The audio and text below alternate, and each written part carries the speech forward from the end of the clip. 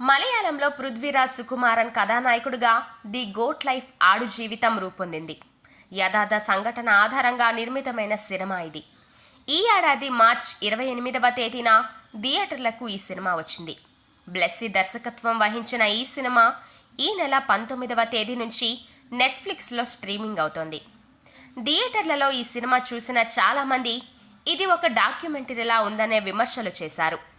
Kuwait వెళ్తే అక్కడ ఎక్కువ డబ్బు సంపాదించుకోవచ్చనే ఉద్దేశంతో చాలామంది యువకులు వెళ్తూ ఉంటారు.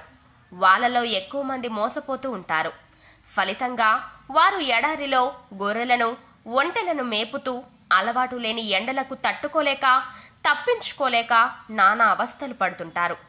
అలాంటి ఒక కథతోనే ఈ సినిమా రూపొందింది. ఈ సినిమా నెట్ఫ్లిక్స్లో స్ట్రీమింగ్ అవుతున్న సమయంలోనే కువైట్ కష్టాలు ఒక్కొక్కటిగా వెలుగు చూడటం మొదలైంది.